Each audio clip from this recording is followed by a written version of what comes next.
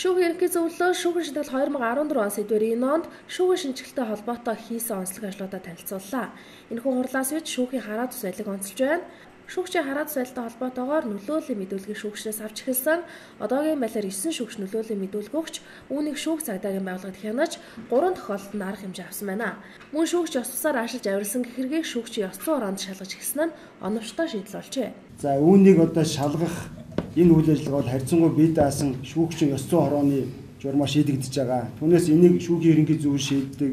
Эсвэл хэн нэгэн одоо их мэдлэлтэй этгээд дээж үгэн шийддэг тийм зүйл байхгүй. Тийм учраас шүүхтэй холбоотой асуудал үнэхээр ёс зүйн зөрчил байх юм бол бие даасан ёс зүйн хороо шийдэгдэг. Энэ тогтолцоо нь өөрөө нэг талаасаа шүүгчийн хараат ус байдлыг хангах бас нэг алхам болж байгаа. Мөн шүүхийн дотоод хяналт буюу анхан давзаалгачны шүүх, улсын дээд шүүх харьцангуй бие даасан байдлаар ажиллаж эхэлжээ. Одоо бол харьцангуй давзаалгачны шүүх, хяналтын шатны шүүхээс мэрэгжил арга зүйн хөтөлбөр хангана гэдэг нэрийдлэр доод шатныхаа шүүхэд тодорхой хэмжээний одоо чиглэл зөвлөмж гаргадаг асуудал үндсэндээ зогсож байгаа энэ жилээс. За энэ байдал дотоод хараат ус байдлыг чухал алхам гэж үзэж байгаа.